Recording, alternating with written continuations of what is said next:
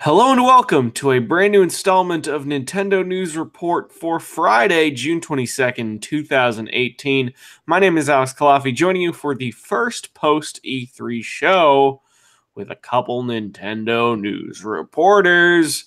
Joining us for this week, Xenoblade and the News Show, Zach Miller. Hi. Hi guys, how are you? We're Look good. at this thing I And got today. you got a plasma ball? Did you go to a Spencer Gifts? Yeah. No, we got it on Amazon. Plasma It's balls are a very USB powered. USB? I love it. That's some early 2000s technology Hell with a yeah, it 20 is. teens twist. Gonna keep it in I my office. People are gonna come in and be like, I want to touch that. Spencer Gifts isn't a local thing. Like you have that out in Alaska. No, we don't. Okay. Donald, do you I've, have that I've in been there Canada? before though. We probably have something similar, but I don't really need to go there. Okay. So now it's Hot Topic 2 is what that store is. Oh, T-shirts, that's punk unfortunate. stuff, Pikachu backpacks that are 48 bucks, all that Yeah, kind of stuff. But what it used to be was super edgy. It had like the sex toys in one corner, it had the crazy lamp that's what section in the that's what back, I remember. and it had like a little bit of that edgy 90s kid thing. It smelled like a Halloween store. And Yes, it I did. got I got like 3 or 4 lamps from it. I got one plasma ball. I got one plasma brain, so it was like a glass blue brain that I might still have that like That's does the cool. plasma ball thing. And I had like an alien test tube with like an alien in it. But because I was a dumb 10-year-old kid or whatever, I broke open the glass so I could get the alien out. Of course, I would have done Yeah. the same thing. Yeah, of course. I wanted to see if it was real. Hi, Donald Terrio, joining us, having played Xenoblade 2 for the first time in forever. Yeah, so much so that I had to reboot my whole file. Yeah, so tell me a little bit about that. We're gonna get into what we've been playing just right off the bat. You rebooted your file because you're in JRPG mode. Yeah, the because I blasted through both Pokemon games of 2017, so I could get my national dex done, and that's done and dusted now. So Hmm. so it's like, oh crap, I haven't played Xenoblade in 3 or 4 months, and I have no idea where the hell I'm going right now. That's Restart. where pretty much where I'm at too. Yeah. Yeah. Yes. And then I realized, ooh, having the expansion pass right now means this game is bloody easy. Ah! Wait, so it's probably very easy where you are, and it's pretty easy if you grind. But where are you at in the game right now? I just got to the village of the third chapter, and I'm doing some side quests right now. Unfortunately, I hit one where I have to run into a cave that has a unique monster and 2 other enemies and acid, get an item, and get out of there. And it's not working. So I'm thinking I better just grind up and see if I can lure that unique monster out of the cave so I can beat him without worrying about losing my party to acid all the time. So you just met Vandom, like you're at the mercenary part of the game? Yeah. Okay, yeah. How are you liking it so far? It's still Xenoblade. It's really fun. The battle system thankfully was easy to remember. I think it skipped some of the tutorial stuff Yeah. Oh, that's already nice. because I played through the end of chapter 2 and I didn't get the level 4 one, but I just remembered how to do it. Mm. Yeah, I've been reading some message boards to see the relationship that the different Xenoblade communities have. And it seems like there's a lot of people who really love Xenoblade 1 as expected. There's some people who really love Xenoblade Chronicles X, and there's some people who really love Xenoblade Chronicles 2. And because there were people that like no one really disagrees that Xenoblade 1's a great game, like or like it's generally the accepted narrative as there's a consensus there at least as a whole, even if some individual people disagree. But Xenoblade 2 and X, because they had like at least certain love it or hate it kind of receptions, the people who are into those games, you for X, me for 2, I really love their games, it feels like. Yeah. Yeah. I think I still prefer X more just because I think the freedom of it is it's nicer to have. Like there's been a few times where I've tried to get out of a situation by doing the Xenoblade X jump up the mountain trick. Didn't work, and I died. But yeah. Yeah, as opposed to X, this one actually has fall damage, and it's kind of harsh with it. Yeah. Although it's kind of like, can they survive this one, or is it going to be 0? Right. Yeah. So you're liking it so far. Yeah. And I'm really hoping that they port X to the Switch at this point, because I have this copy of X since I love 2 a lot, which I'll get into in a second. I'm like, oh, maybe I should dust off my copy of X, Donald style, and then see if I get into that now with a renewed appreciation for this team. But the problem is, if they release a port of X next year, I'd much rather play the version of X that comes out on the latter console, because Monolith has proven through 2 that they're really fond of improving and updating their games over a long period of time. Absolutely. I've honestly thought about going if I can get this done before I have to go back to work full time in a couple of weeks, that I might do dust off Tokyo Mirage Sessions. But it's like, wait, what if they actually break the glass on a switchboard for that? That would be nice, wouldn't it? Yeah, it's almost like you gotta wait a couple years just to even consider it. Just to make sure that they're not going to go and do something probably money losing, but would make me very happy. I don't think Tokyo Mirage Sessions would necessarily lose money, because now Fire Emblem and Shin Megami Tensei are much better, not much better, much bigger than they were a few years ago. 2016 was sort of like the height of Fire Emblem, and this was a 20. Well, it was a late 2015 game. Although I think the fact that there are like things like the Tales of Vesperia remake and all the other RPGs that are on Switch, it is a serious RPG platform. Whereas on the Wii U, it's like you have Xenoblade X, you have Tokyo Mirage Sessions, and crickets. Yeah. And you have Earthbound on Virtual Console. That's basically it. Right. Falcor says that he loves Xenoblade 1, X, and 2, also hoping for an export on the Switch. He also says you had some of the coolest coverage of E3, stuff no one else was showing. Thank you very much for the kind words. Yeah. We aim to please. We aim to please. We do aim to please. And considering we had, like, I think James was quoted as saying, we need like double the people next year. Yeah, Nintendo's coming back in a big way that they sure weren't in 2014. 2014, 15, 16.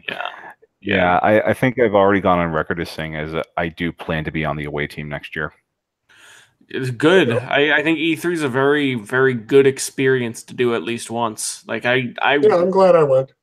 E3 2013, I remember, is like, oh, top 10 moments of my life. That's one of them, probably. And I think you'd probably get something out of going to LA, Donald. I don't think I'd ever go back, but I'm glad I went the 2 times I did. I wouldn't mind going again. Especially since it's now crazy with the public coming in.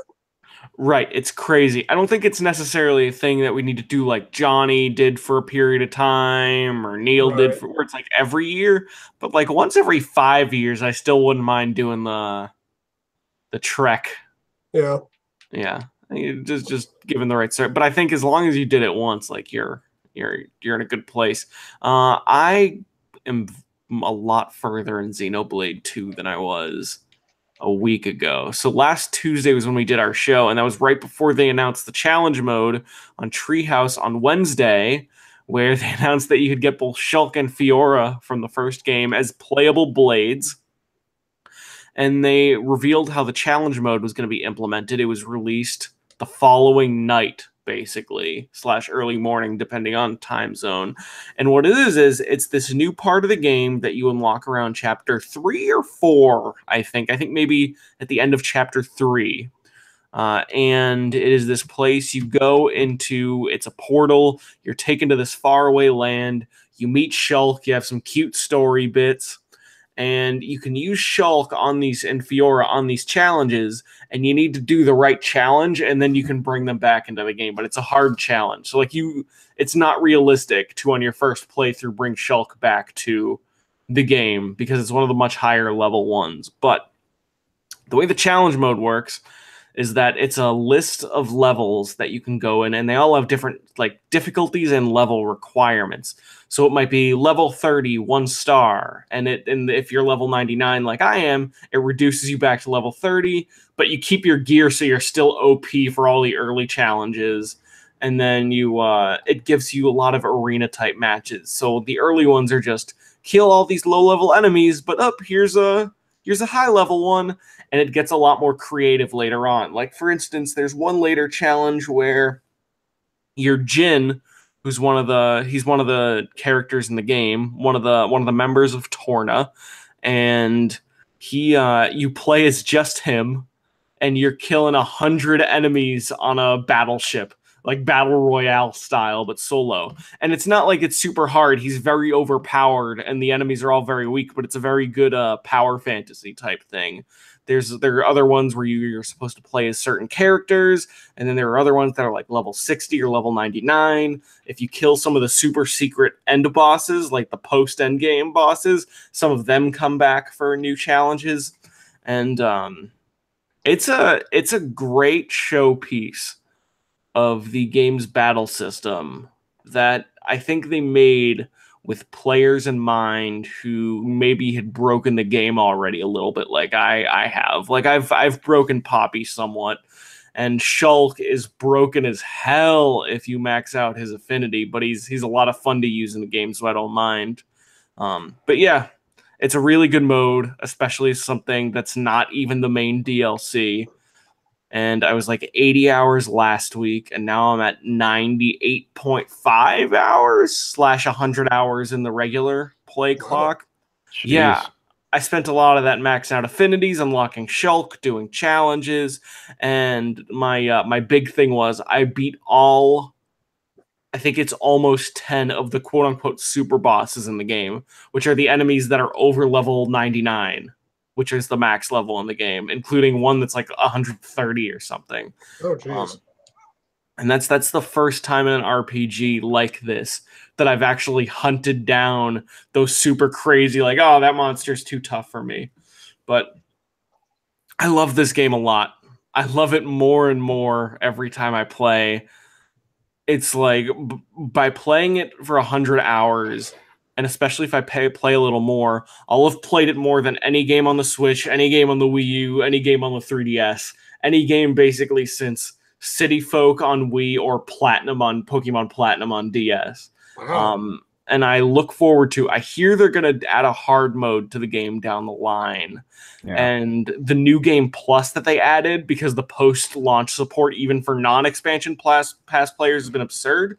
I look forward to doing the hard mode and new game plus at the same time when the hard mode comes out. And then I'm just going to restart the game and experience the story and play it all over again. I think Shulk's awesome, or not Shulk. Well, I think Shulk's awesome, but I think Rexon's is awesome. I think all the characters are great. I think it's probably my favorite of the core Nintendo games released on the Switch last year, and probably the game that's making me really love the Switch as a whole. Yeah. Nice. So, there's your little spiel. Yeah. Yeah, that, like I said, I think I said before the show, and if I didn't say it already, but yeah, the expansion pass content kind of makes things a little too easy, almost. Just, if only because, like, I don't think I'm supposed to still have 75,000 gold at the start of the game after I've already given back 90 of the ones they give you. Wow. Right, for the easy bosses, you're going to be OP because all of that content was released over time, over a period of months. Like, for instance, I think you get 60,000 Poppy points, like to ether, what have you. Yeah, but the thing is, they only gave you 30,000 at first, and I think it was 3 or 4 months later that they gave you the other 30,000. Probably the same with the gold and all the quests and all the crazy blades, meaning that you, as someone who's starting the game fresh, you will be a little OP. But honestly, I think my favorite parts of Xenoblade 2 have been leveling up and breaking the system a little bit. Like when I find a monster that's just the right amount of levels higher, like, oh, I'm level 83, and here's a T-Rex that's level 91, and if I keep grinding him out, I'm going to gain EXP really fast. Like, learning to break the game and make it easy is actually some of the most satisfying stuff in that game for me, which is very counterintuitive for an RPG, at least in my experience. So, I don't know. I agree with you, but also my recommendation is just go with it. Yeah, like I'm playing on the easy mode as well, just because I want to see what the end of the story looks like. Oh yeah, you like to play on easy. It's a you Oh, like a I more should of do a that too. laid back experience. You can switch it at any time, as far as I know. Yeah. Oh, you can? Okay. Yeah, Zach, how far are you now? So I met the mercenary guys Yeah. with You're his bird. so you're about where I am. And then I can't figure out for the life of me how to get up to the capital city. It's up over there, and there's a big long ramp that goes into the water that I can't get to. You know what you need to I don't know do, how you get up there. Zach? Here's I'm going to tell you exactly what you need to do in a way Please that do. there's a gate that's in the middle. I know what you're. There's a huge long staircase. You can't get up there. Right. In the middle of it, there's a gate and there's an empty basin, and you need to fill that basin with water, which I believe is either a side quest of some kind or it's one of those things where like you need to have the right mastery points. But it's in the middle. It's a little basin and it's a little gate. It's very easy to see. Okay. Um, Is it near the staircase or is it somewhere? No, it's between the front and the staircase. It's elevated. Okay. It's not on the ground level. It's elevated. So it's like on one of those little islands. Right. It's on the island, like right in the middle. Like, you know where that huge tree is? Yeah. Go to that huge tree that's elevated, go up and around. Okay. And you'll eventually reach that basin. Excellent. Thank you. Yeah, no problem. I'm just spreading the good word of Rex. Well, I do want to get back into it because I do like the game, but I like Donald. I haven't played it in a couple months. Yeah. Other things to do. What helped me, because I didn't play it, and I played it like until early January and then stopped till May. The Xenoblade Chronicles Wiki has a story page devoted to this game, and I think chapters 1 through 8 have a pretty detailed story summary. Okay. So I went back and I'm like, oh yeah, it's about the Titans and they're all sinking, and like, oh okay, like is this like Final Fantasy where it's not really connected to the first game, but or is it? It is. There's a reason they don't call. There's a reason they called the last game X and the next one 2. Is that it's a very similar game in design to Xenoblade 1, where instead of it being an open world, it's kind of like levels in a sense. You know what I mean? Yeah, it is. It's a very similar structure, and there are story connections. It's not like, oh, Shulk just popped out and like he's this guy, but now he's this. Like, it's not that kind of thing. So maybe like Chrono Cross to Chrono Trigger. Very similar, where it's small connections but meaningful connections. Okay. Which is I guess all I'll say about that. Tell me about Fossil Hunters and Binding of Isaac, Zachary. Not Fossil Fighters, Fossil Hunters. Yeah, Fossil Hunters. So Fossil Hunters is, I just got a review code for it. It's been out on Steam for a while. So it's this little 4-player co-op. It's a kid's game where you're tasked with going into these dig sites, which are all underground, and pickaxing through terrain until you find dinosaur bones. And what they really are puzzle pieces. They're all blocks, and you can move them around and arrange them and connect them together to make dinosaur-looking things, or just weird-looking, something with 2 tails and a leg, because those are the bones you have. And it's really frustrating. Nothing is really explained. and there are a lot of cave-ins. So after you knock out a certain number of terrain blocks looking for fossils, they will often cave in and replace themselves. And I can kind of see why that happens, because the puzzle pieces are randomized. So if you don't find a tail that you're looking for anywhere, and a cave-in happens, then when you pick away at those blocks again, there might be a tail under there. But it's frustrating because it's not always a set number of blocks before there's a cave-in. So it's just super inconsistent. And then there's levels tend to be very dark. You can buy lamps, but they don't illuminate very much. You are rewarded with gemstones, but I can't for the life of you tell what gemstones do. There are gemstone pictures on the floor, and when I put a gem on it, it doesn't do anything. So it's not great. And they could have really, I mean, this is going to be science, Zach, now. They could have turned this into kind of a learning tool where, you have to build an animal that looks reasonably like a dinosaur, or this is what a spine is, this is what legs are, this is what a skull is. But I mean, they don't really do that. So it's just kind of, I don't know, I don't know how much kids would enjoy it, because it's so rote, but nothing's explained either, so I don't love it. So I'm reviewing that. I almost feel like I'm the wrong guy to review it, but I can't think of someone who would be better to review for it. I know. Did you like Fossil Fighters? I liked it okay, yeah. Fossil Fighters, more than Fossil Fighters, I liked Dinosaur King on the What's DS. It is a DS game. It's almost a predecessor to Fossil Fighters, but it uses real dinosaurs. And I really like it. The bad thing about it, it's kind of like Pokemon. The bad thing about it is that it doesn't use an element-based system. It uses a rock, paper, scissors. So you lose a lot for no reason. Yeah.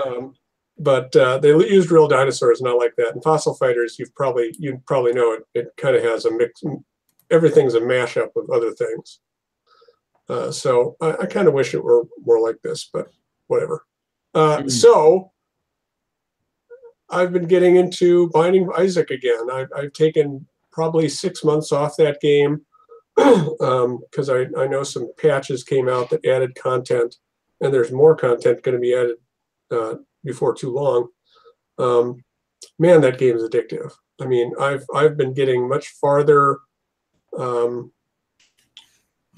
I thought I would be. I've beaten all 3 of the final bosses with some of the characters. Well, with one of the characters, I beat everybody, but at least one boss with some of the other characters. And it gets really super hard at the end. But the thing I love about Isaac is that if you find that perfect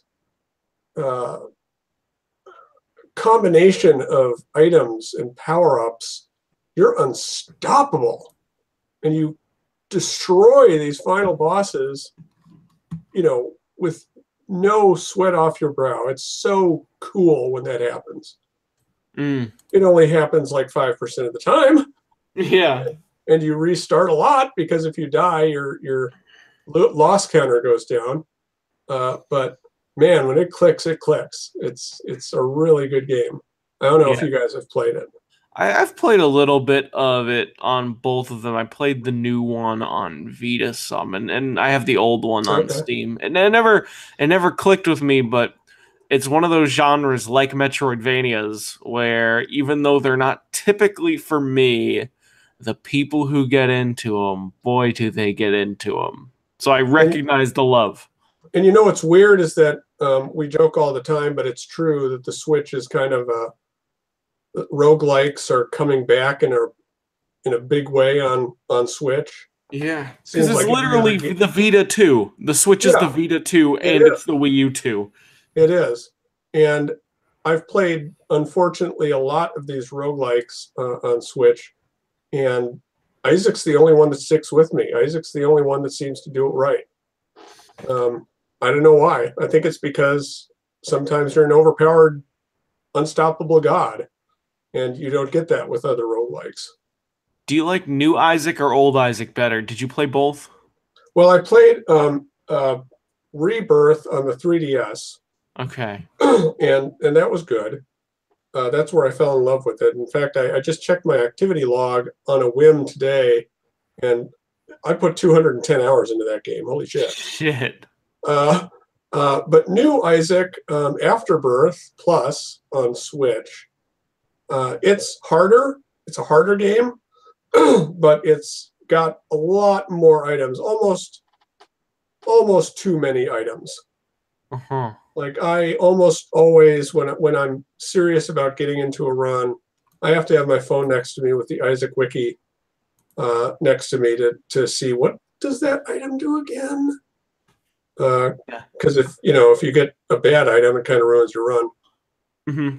So, yeah, There you go. I'm glad we're all playing games we like. Yeah. And I played a game that I haven't played before. Hollow Knight got shadow dropped on the day of the Nintendo Direct last Tuesday. Right. I ended up procuring it, and I played a little bit of it. That game is a very dark Metroidvania type thing. I'm only maybe 20 minutes in so far. I got Dark lost in tone or dark in lighting? Both. Not like when you play a AAA game on a TV monitor that's too dark. Like it's not a bad dark. It's a very Okay. dark. Keep going. Something's going on at my front door. Yeah. All right. So it's very silhouette-y and light, and it's also dark in tone. Not to not to go Soulsian and use the phrase Soulsian. And mechanically, there's not that much in common between Dark Souls and Hollow Knight, but mood and tone with a very sort of less than accessible story, but not in a bad way.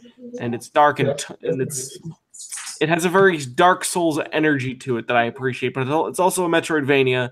And I went on 4chan to learn a little more about what some of the people are saying, because they generally tend to be pretty good at video games, love them or hate them. And then they're saying that Hollow Knight's a really difficult game. So it sounds like I have something in for me. Zach, is everything back to normal? Okay. Adam Ebu Nasser, you probably saw, gave the game a 10 on our humble website. Oh boy. He said it's super hard. And his description of it made it sound like Elliot Quest, which is intriguing. Yeah. I haven't played enough of it yet to necessarily call it 10 territory, but it's moody and it's cool, and it seems like it's going to be really difficult the deeper I get into it. So early impressions are positive. I will have more to say in future weeks. Looks real pretty. Yes. Yes, it absolutely does. All right, let's move on to some news. Donald, tell me about the May 2018 US NPDs. Yeah, so for some reason, they kept getting delayed, because right now they come out like the third Tuesday of the month. But this one got pushed all the way to Thursday morning.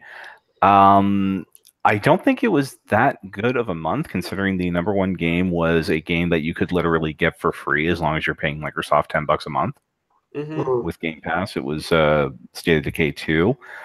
But Nintendo, they had 5 games of their own in the top 10, 3 more that are on Switch, and 1 that's coming to Switch, which we'll talk about later. And although they weren't the best-selling hardware overall for the month, the Neon Joy-Con Switch was like the single best-selling system, if you count different SKUs. Mm. Okay. It's Donkey Kong came in first on the Switch, which is interesting. Hyrule Warriors came in 2. Mario Kart 8 Deluxe in 3. Odyssey and 4. Zelda in 5. No Xenoblade in the top 10, sadly. No. On 3DS, Strange Journey got in 3rd place, which is cool. And then Pokemon Ultras got first 2 spots. And yeah, it seems like those systems are happening. Just PS4 is doing a little better. Zach, do I need to mute you temporarily? Oh, can you hear her in the other room? Yeah. All right, I'll close the door fully. All right, thank you.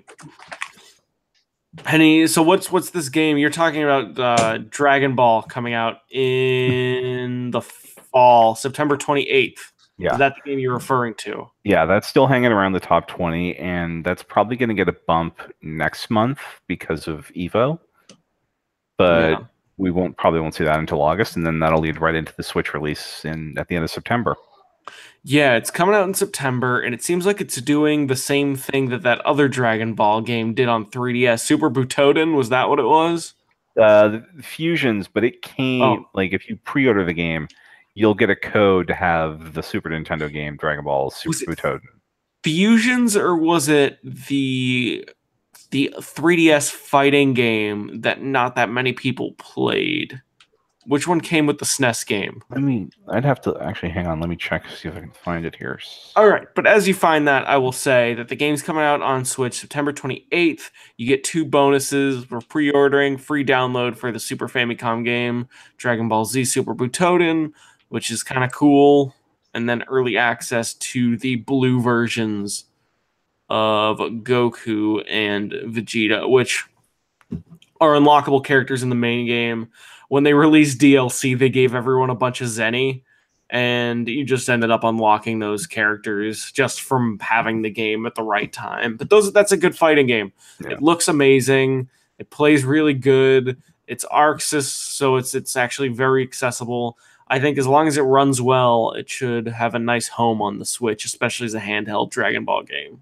Yeah, and yeah, you are correct. There was Extreme Butoden that had it had the second Super Butoden game as a pre-order bonus in North America. You had to get it through Amazon. But what is this one? The first Butoden game? I believe it is. Yeah, Super Butoden. And okay, cool. All right, so that's Dragon Ball Fighter Z, and then PS4 took the month. PS4 was the best-selling hardware overall, but they're combining like regular slim PS4s and the Pro. So that's how we have that situation where the Switch can have the best-selling individual system, but the PS4 can take the month overall. The numbers I saw were like 240 to 170. So I could see that working out depending on how many people actually bother with the non-Neon Joy-Con switches. Yeah. I see Kirby Star Allies number 7 on the Switch. And Zach, the consensus on that is like, okay. Yeah. I was looking at the Robobo because that was on sale for $27 last week. Yeah. But go lower. I think I'm going to wait until it hits a lower price, especially because I just bought Assassin's Creed Origins, and I'm looking at the Steam sale, and I made myself a cart and then cut everything out. So I've been playing some Origins, and I think I want to get through my backlog a little bit before I buy many more games. Origins is good. It's Egyptian Assassin's Creed. I'm playing that on PC right now, and it seems to run pretty well. If anything gets me back into the series, it's that. I've not had time to sink that's a time commitment. It is, except it's an Assassin's Creed game, so if you just want to mainline it, it's only 20 hours. If you're someone who likes to do everything, obviously it'll be more. Right. Did you play The Witcher, Zach, 3? I have The Witcher 3. I got the complete version for it was on a Steam sale for not a Steam sale, sorry, a flash sale on PSN for like $10 one time. And I grabbed it then. I have not played it yet. Okay. But that's another game where I'm like, I'm going to need to, put it on the calendar or something because. Yeah. The problem with a game like that too, for me, is that kind of like Xenoblade, if I don't play it for a while, I forget what I'm doing and even how to play. Yeah. So Assassin's Creed Origins is pretty good, but it is very Witcher-esque, and it's how it's an action game, but it also has some RPG elements. You pick up loot, and it has colors, and purple is a good color to pick up, but it's not like loot boxy at all. It takes a couple of those color-based cues from Destiny and Witcher, and just the way the combat feels is more Witcher-esque. But Egypt is a fun place for an Assassin's Creed game. I like that it's set so many hundreds of years before any other Assassin's Creed game, and I'm excited for the Greek one coming out later this year. Yeah. So I wanted, like, that's the one I'm really excited for, and because it's like kind of a sequel to this one, I was like, all right, I'll pay the $27 on Green Man Gaming, and I'll just play through it, and that'll be a fun little summer game. So I have a question for you about Origins. Maybe you don't know yet if you just started it, but are there more pyramids than just the big three? Because there's only 27 pyramids in Egypt. It has a big map, and I haven't unlocked much yet. Okay. So I haven't seen a single pyramid. I have ridden on the back of a camel. Oh. So there's that. Okay. And the story, it's very Egypty, and it's very compelling. I would say the main protagonist is probably one of the more compelling ones I've seen in an Assassin's Creed game. Okay. I love Assassin's Creed 4 more than I love most games, but I wouldn't say Mr. Kenway was necessarily the most interesting man in the world.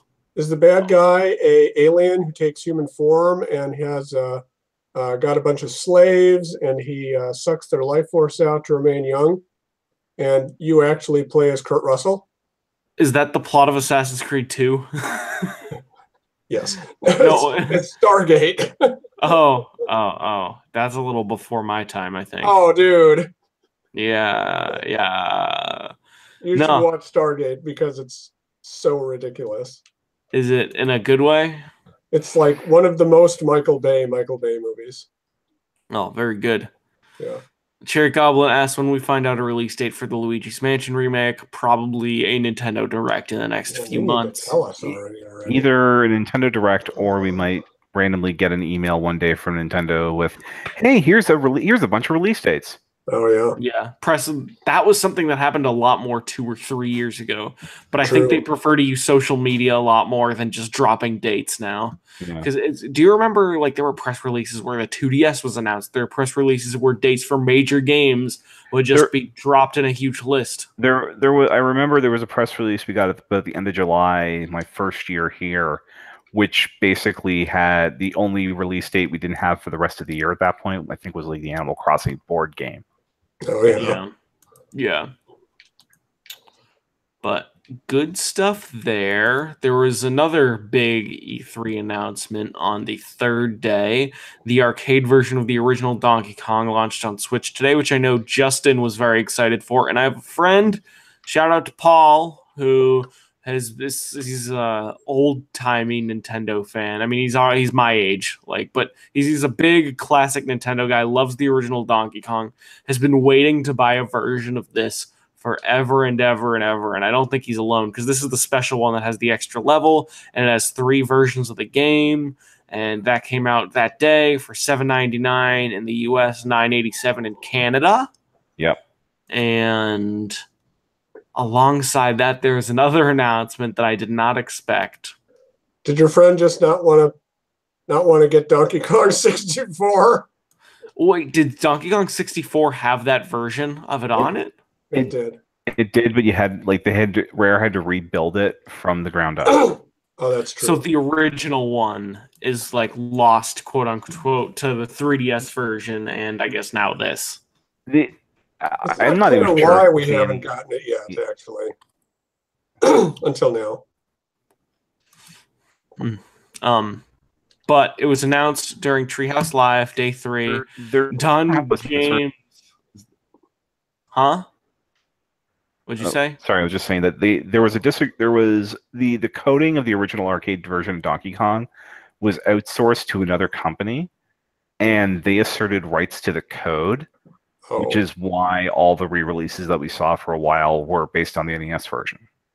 Oh, interesting. Gotcha. So we don't, we've tried to reach out to Nintendo and Hamster to see if there was some sort of agreement with that. Hamster had no comment, and we haven't heard back. We're not getting any response from Nintendo on it. So Nintendo does not like to give explanations. Like, if you ever go to a Nintendo event and ask them, like, "Oh, who's making ARMS?" They're just like, "Nintendo. Nintendo's making ARMS." And they're like, I even got a little tood when I mean, I'm sure I got that question 50 million times. It's not their fault. It's out because they're showing off the Switch for the first time. But it was just one of those funny things where I was like, is it Team 4 or is it Team 5? And they're like, well, when they combined all their development teams into one, it probably didn't matter much anyway. Yeah. Oh, Yeah. I mean, it probably means less now. But that game came out, and Don James, who's been with Nintendo of America for 35 years, and I believe Pauline was named after his ex-wife, Yep. which was a super weird information drop in the middle of that stream that I kind of loved. And he also introduced Sky Skipper, which is a I've never heard of. 1981. Neither had I. It is a 1981 shooter game. It is one of those old Nintendo arcade games, originally released in Japan, didn't have any overseas release, although I think some cabinets were made. And I think one of the last surviving cabinets, and I think the last surviving Western cabinet, was in Nintendo of America's archived. And that's the board they used to bring this lost game over to be digitized for all time. That's cool. It is a cool thing. I don't know if it's going to be a good game, but it's amazing it's coming out. It's going to be more, I think, they didn't release it for widely in North America for a reason, which I'm thinking is it may not be that good, but it is a historical curiosity, if nothing else. Yeah. Now give us Popeye. Everyone's asking for Popeye. Was it Phil Theobald I saw asking for that on Twitter? Yeah, probably. Yeah. I tried playing Popeye at some arcades before, and I've had a really hard time playing it, like following it, because it looks like Donkey Kong, but it doesn't feel like it plays similarly at all. Yeah, I'm trying to remember because I had the Famicom version of that game on one of those 31-in-1 multi-carts that were all over my part of Canada in the late 80s, early 90s, and I cannot honestly remember how that game plays. Yeah. Let me tell you though, Donkey Kong, shockingly hard, much harder than I remember. Yeah, that's a tricky game. Well, maybe I should say the first level is, because every other level is pitifully easy by comparison. Yeah. Although, I mean, it's cool, though, that we finally get to play Donkey Kong the same way Billy Mitchell set his world records. Yes, it is nice. So, Sky Skipper's coming out next month. That's very exciting. One thing we missed, Fortnite, in its first 24 hours, was downloaded 2 million times on the Nintendo Switch, which is absurd. It's insane. It didn't help that it didn't hurt that it's a free download. Right. Oh, right, yeah. I only ended up playing. Yeah, go ahead. But just the fact that Fortnite is so huge worldwide that they can get 2 million downloads on one system in 24 hours. That's not bad. No. I bet it's making them some money, which is why there was that announcement today of the Microsoft and Nintendo working together. Because it's actually kind of a crazy deal, and I'm surprised I didn't include this as one of the main stories originally, that there's crossplay, and now on Minecraft you can sign into your Xbox account, your Microsoft account on Switch, and earn achievements. Which is that's a thing. That is a thing now. Which is, and apparently there's some rumors that I haven't heard, like much specifics, although I should be careful reporting rumors again. But I've heard that Microsoft and Nintendo are like, they could work together in some small future capacity along these lines. And I wouldn't be surprised because Microsoft seems like they're a big fan of crossing the border on this.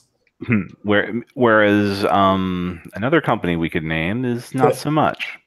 Because they don't have to yet. Well, I think they have to eventually because now people are getting really mad. But beforehand, Sony was the market leader, quote unquote, still is. I mean, well, actually still is. And it's like, why do we need crossplay? We're actually doing just fine on our own. We're Right. good. But Yeah. now people are starting to care, so their hand will probably get pushed in the next year. I don't think I think Sony's going to ride this out Me and too. not break. Although I look forward to finding out when they inevitably do the PlayStation 5, what feature will be called a last gen feature like Rumble was. Yeah. Uh, Yeah. I don't think Rumble's going away anytime soon. No, but I'm trying to think what could they feasibly get, what is removed enough that it wouldn't be missed all that much as a feature, but if they took it out and were as arrogant Sony as they seem to be right now about it, that would get some people PO'd. Yeah. So maybe not controller rumble, but I don't know, maybe like backwards compatible. Maybe they don't do any sort of backwards compatibility at all on the PS5. Mm. Man, that would piss some people off. That would piss me off. I love the current like rolling theory is that when we start to see stuff for the next Xbox and the PS5, that it's going to be backwards compatible, but only to the pros or the Xbox One X. Oh, it's a little weird.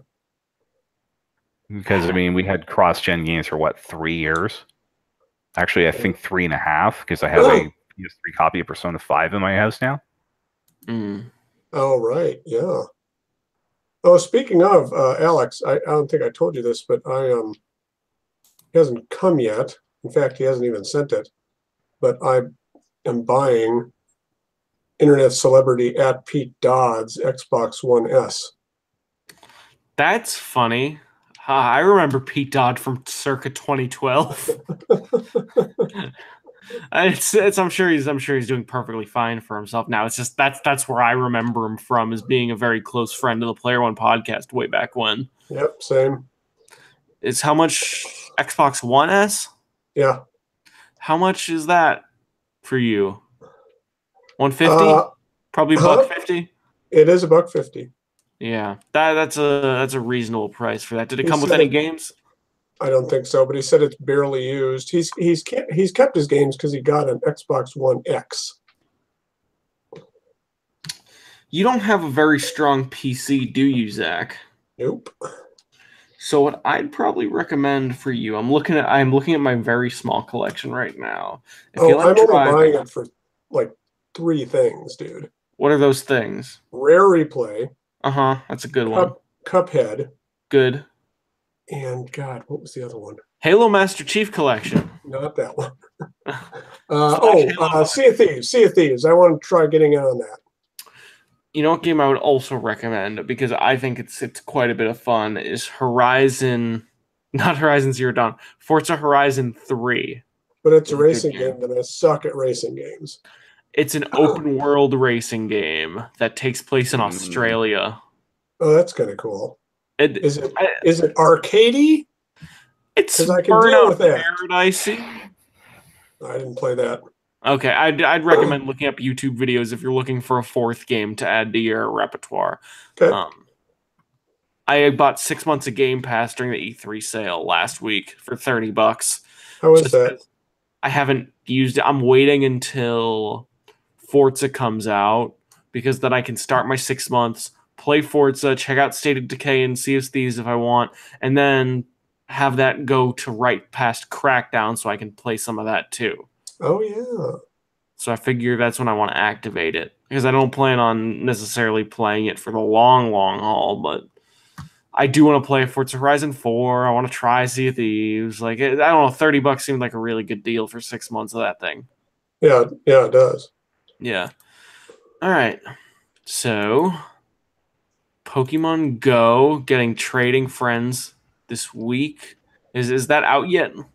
Yeah, it's they started rolling it out to like level, like they basically what that is, they added the feature in an update, but then they started rolling it out slowly based on your in-game level.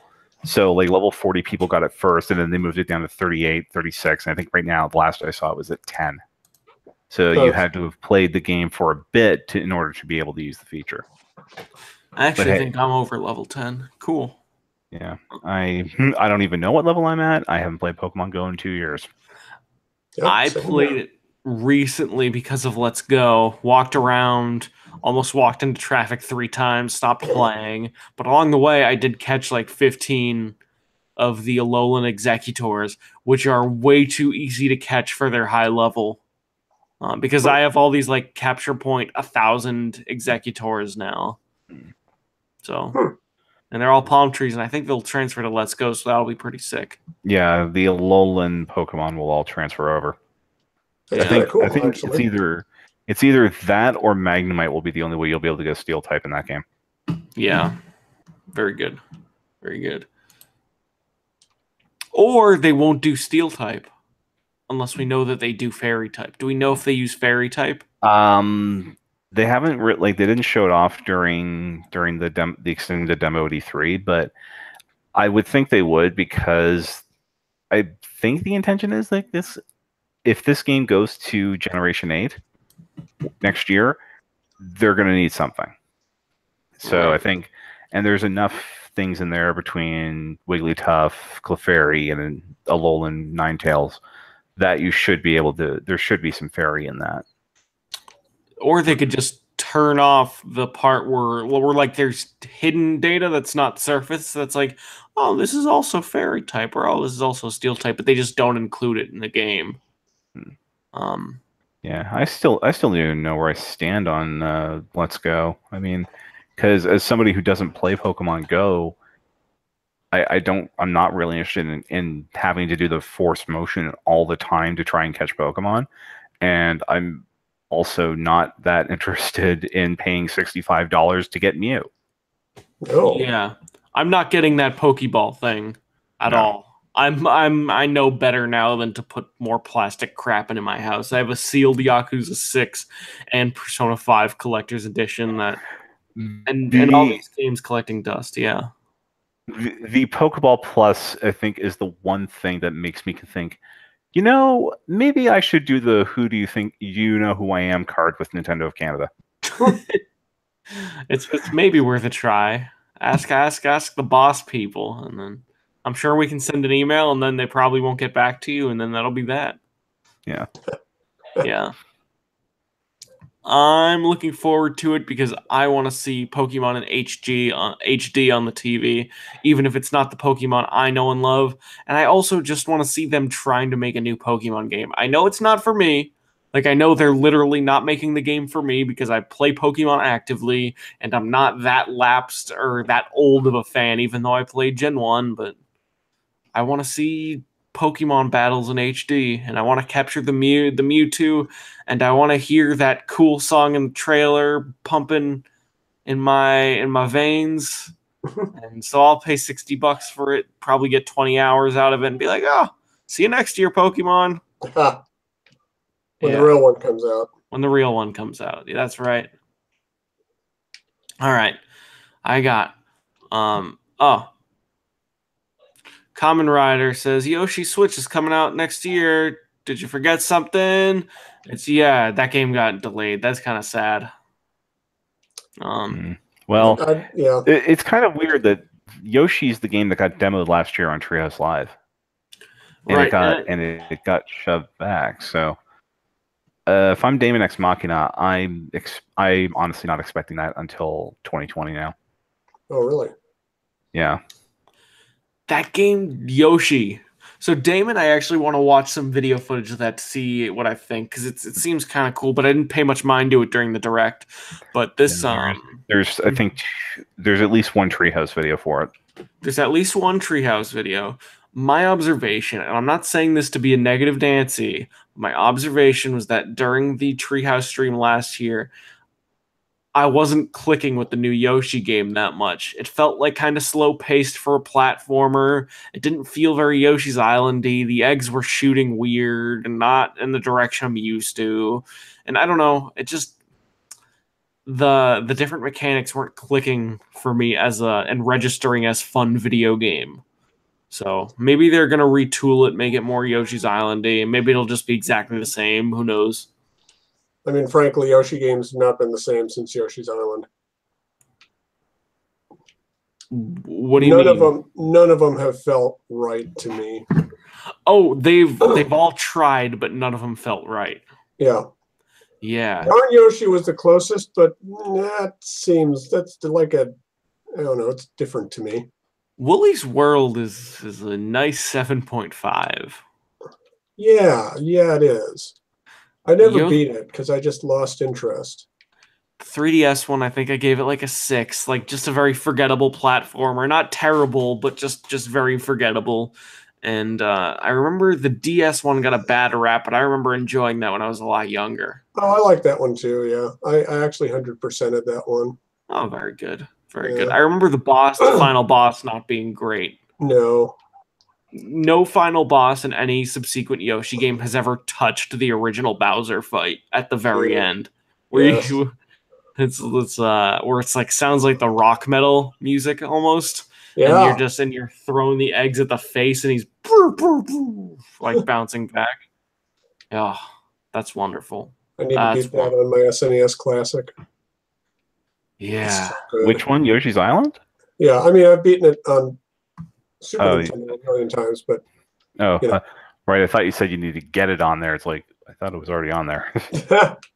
Sonic XKX. How do you feel with the epic reaction to Super Smash Bros. Ultimate? Yeah, I mean, I think we generally predicted that this game was going to be Splatoon 2-esque in nature Yeah. when it and it seems like that's exactly what it is.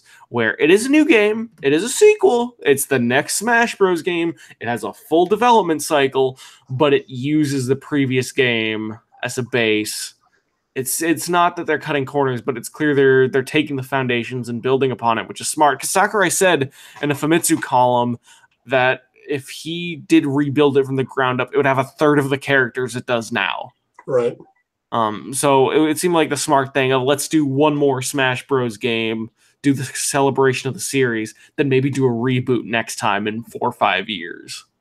I mean, hey, they're changing Zelda's appearance. What more do you want? Yeah. I think it looks good. I'm excited for it, but I Yes. think that people who are like, I wanted a big new Smash Bros. Game, like that's just not feasible in the No. way video game development works, in the way that studio develops games. It's not going to have Subspace Emissary. It's probably not going to have more than 5 new characters, with some of those being echoes. And that's fine because it's a big celebration of the series, and that game is the sort of breadth and characters of Mario Kart 8 Deluxe with the sort of next step of Splatoon 2. That's what this game is. I understand if some people aren't excited for it, but as someone who had my expectations relatively low and kind of felt like I knew what was coming, I'm perfectly happy with this being the new Smash Bros. Game. Yeah, me too. I played so much of it on 3DS. I mean, I like this version of Smash. I just honestly at this point they said that unlocking all the characters is going to be streamlined. I want to know how we're going to do that. If it's literally just play the multiplayer, or if there's something significant in the single player mode for this game. It's a good question. I enjoyed the 3DS style of unlocking, where it felt very like calculated but random at the same time. I remember enjoying unlocking Duck Hunt Dog out of nowhere, and I found that to be a fun experience. I'm glad they're making us unlock all the characters because it makes us take our time getting them and taking a more careful consideration of the roster. And it means that you got to really play that game to have it ready for Christmas. Yeah. Two last things I want to say. Some people are talking about Waluigi in the chat. It's a bummer that Waluigi's not getting into the game unless he decides to put him in his DLC. Is it Just it's whatever. People want their Wa character. People love Nintendo characters. A lot of people identify with characters based on the design. They can have it. But just don't mess with Sakurai or Nintendo on Twitter. Don't meme them in a way that's distracting. If not, I guess memeing is fine, but don't do anything mean. Don't harass Sakurai to the point that he's got to start going Hideki Kamiya on you. Yeah, just be cool. Be cool. There's room for more Smash Bros. Games in the future. There's room for Y'all got DLC. Ridley, okay? You got a victory. Yeah, You got like Ridley and Daisy. And Daisy. these things take time. And Waluigi, I know you like him a lot. Just be nice. He's doing his best. Video games are hard to make, and it seems like he's making a good one. So just show some chill. Probably not the people in this chat, but I'm just talking in general to the people that have been difficult. Yeah. The other thing is asking for Animal Crossing won't make it come out this year. Is the other thing I want to say to Nintendo fans. What? They've been What? like people are like being mean about the way they ask for Animal Crossing on Switch. Of course it's coming. Of course there's going to be a next Animal Crossing game. Of course they're probably working on it. But video games are hard to make and they need to be polished and it's not ready this year. And by like if they don't have Animal Crossing in development, that just means it's going to come out 3 years from now if they decide to start making it. It's probably going to come out next year or very early 2020. Yeah. Just it's gonna happen. Let Nintendo do their thing. Let hardworking game developers do their hard work. And just be cool. I'm not gonna be mean. I'm not gonna say these gamers suck or whatever, because I'm not that's not the solution. But just be cool. Video games take time. They'll be good. Just let them come out. That's my own little private rant before we go into our final story. I just wanted to say that because I've been reading the Go Nintendo comment sections and some 4chan and some Twitter replies and normally in the days leading up to a direct, the replies to Nintendo of America tweets are unusable, but it seems like it's been nonstop ever since E3. Yeah. Video games are coming out. They're good. And I understand if people are disappointed by Nintendo's 2018 output because they're not Smash people. But if you look at it in a practical way, I mean, granted, you had Zelda and Mario and Xenoblade last year, and that's hard to beat on a qualitative spectrum. But you still have Smash Bros., Octopath, Dark Souls, Dragon Ball. You have the first Pokemon game on a console that's made by Game Freak. I said Smash Ultimate, but you got the Xenoblade DLC, which seems like it's a full game in and of itself. If you're willing to import, you got Tycho coming out in a month. Like, there are good video games. There's Pool Panic. I think this year is a better year for indies than last year. Like, I don't know. There's good games coming out. Just chill. Yeah. Your Switch will get good games. At this point, Nintendo's social media is almost as bad as EA's Instagram, which if you don't know what the deal is with that, every reply to every post EA makes on Instagram seemingly is #Skate4, and it has been for the better part of 2.5 years. The thing about that is that no one's being mean. Well, I'm sure there's a loose cannon who's being mean about it, but most of it's just asking for Skate 4, and I think that's actually how a fan campaign should work. I mean, it might be annoying because it's happening for a while, but I bet a Skate 4 is going to get made someday because of this campaign. Like one day, that people really want Skate 4 because Tony Hawk's not doing it. Right. Yeah. Train 4 mentioned Super Mario Party. It looks like this year could be a good Mario Party game. You got Mario Tennis coming out in a week. You got a bunch of Switch ports to help fill out the schedule, and they're good Switch ports. You got Sushi Striker. You could make a very good argument that last year was better for first-party Nintendo stuff, but this is still a good year for video games on Nintendo systems. Hell yeah. Yeah. So that's my last little thing. Oh, yeah, Mario Tennis Aces came out now. Sonic Mania Plus soon. Good games. Good games. I'm excited for Pool Panic. That's all I'm saying. That's coming out in a month. Last thing I wanted to talk about is there's this press release that came out today, and I'm very confused about what it means. And people think it means one thing, but I'm trying to figure out if it really just means that one thing. It's a press release titled Level 5 Celebrates 20 Years of Excellence, and they're giving some touch-ups on their different sort of games.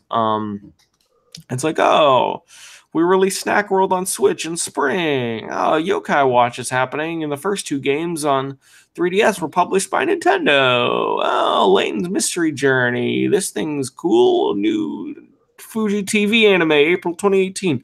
Then there's this Inazuma 11 section, which is very complicated. And I'm gonna read this. Inazuma 11 is the soccer game, a very wonderful, crazy soccer game that has a presence in Europe and Japan. The first game, the remake, was put out on the 3DS eShop. I loved it. Gave it an 8.5 on Nintendo World Report, I think. But or I did it on my other site, but I liked it a lot, but it didn't necessarily sell that well. All right, this is a Switch game, and I think also a PS4 game. Mm-hmm. The latest installment of Inazuma 11 franchise, Inazuma 11 Aries, depicts a parallel world, good new characters, original, heart-wrenching matches, building on the foundation laid by previous series, which now number over 250 episodes. I think they're talking about the anime, 4 movies, and more than 8 million Nintendo games sold to date. The reboot series has begun its broadcast premiere in Asia, is scheduled to launch in Europe in fall 2018, and is planned to debut in North America for the first time in 2019. I think they're just talking about the anime. That's the impression I'm getting as well, because I'm reading the press release myself, and yeah, that's what it seems to be indicating. That's what that says. And I agree with you, Donald. Sorry to cut you off. But then there's this last sentence. The slate also includes the premiere of the video game in 2019 with the aim to tap into the growing esports movement, which is such a confusing sentence because the Japanese release did get delayed into autumn 2018 and a demo for the game got canceled because they needed to work on it more. Which was scheduled for some event, but the esports thing makes me think they're going to go for the West, and the fact that the anime is coming over gives me a chance that because it's a reboot, this is a decent time to reintroduce it. It just says the premiere of the video game in 2019, so if the game still comes out in 2018, they're definitely talking about the West. I think the game's going to come to at least Europe. And if they're talking about esports, I think there's a good chance it's coming to North America, but it's a very confusing press release, and I think that's the reason why not every Nintendo covering site has reported on this. That is the main reason why we don't have anything on it right now, because I mean, even Wikipedia says it's going to come out worldwide in 2019, but they're citing the article in Japanese and a reference to Gematsu that is that, and also referring to Silicon Era, both saying that I got delayed to fall in Japan and 2019 in North America, but that's not like, it seems like they could be pushing everything back for the game at this point. Right. I think it's going to come to I think there will be an English version of this game to play. And based on what I'm reading, I think that's a confirmation for America, but it's just so confusingly worded that it's just it's a little hard to fully confirm it. And I think we're going to need to wait for the next direct or the very first directive next year, and that's when we're going to find out for sure. Yeah, or if they, because that means that the level 5 Vision event is where they announce they're basically slate for the next year. Mm-hmm. And maybe there'll be some clarification there. Well, because they always put out a press release for the West when they do those, but it's always super cryptic, like it is here too, where they don't explain everything super clearly. Although there is a level 5 international, which I think is headquartered in North America. You think they would have been the ones to write the press release in the first place. I'm on their Twitter right now. They're in El Segundo, California. Their last tweet was, I think, in 2017 or early 2018. New titles announced. Yeah, this site hasn't really been updated since 2016. Which is kind of surprising for a company of this size. There's also a trailer for Yokai Watch 4 that came out today. That's coming to Switch, and it's probably going to be an exclusive. No gameplay footage, though. Yeah, they haven't updated themselves in a while. I don't know what's going on over there. Yeah. Although the fun part seems to be that the Switch version might be doing the Pokemon Go thing with an unreleased, as of yet, Yokai Watch mobile game. Yeah. Anyway, All right. I think that does it for our show this week. I always say Yeah. it's going to be a short show, and then it ends up being a normal show. I do have one review to read on iTunes. We got our first 1-star review, sadly. Oh. Yeah, it's on May 22nd, but for once, it's not saying I talk too much, so I'm pretty excited about that, or that I dominate the conversation, which I do of course at times. But this is a 1-star review from Sweeto347327267 on May 22nd, 2018. Lazy rumor reporting. Expect more from a Nintendo podcast with the rumors they report. It's not talking about rumors that's the issue. It's hearing rumors and talking about them with such misinformation. Male gender sign, female gender sign, male gender sign. Normally, in the past, when I've gone over these reviews and even the critical ones, I address them relatively head on. I'm very respectful. I'm cool. I'm like, oh, thank you for the feedback. And of course, I do thank Sweeto for the feedback. The question is, what rumor did I misinform? One. And then two, how is it possible to misreport a rumor when it's all amorphous information? That's the only thing. I mean, I don't want to. I'm not saying I'm sure he's a perfectly fine person. She, he, she, whomever this fine Hacker alias is. This fine hacker alias is. I'm just it's a troubling review because I'm not sure what they're talking about, and I'm not sure if I agree with the premise. But that's of course, review us on iTunes, Nintendo News Report, and I will read reviews on the show. That's our show. Thank you very much for listening. Get us on iTunes. Get us on NintendoWorldReport.com. Get us on Nintendo World Report TV on YouTube. Go to patreon.com/NWR to support the site. It supports the show. Tons of E3 videos about. So you can check that all out. You can follow Donald on Twitter. Yeah, go ahead, at Donald Mick. Yeah, and also a bunch of reviews on the site right now, actually. Mm-hmm. Yeah, lots of good reviews. At Donald Mick on Twitter for our boy Donnie. And then Zach at ZMiller1902. Cheap. And then, I was trying to see if I could avoid it. Haha. And then I'm on Twitter at Kulafia, CULAFIA. Thank you very much. Have a wonderful night. Good night. Bye. Bye.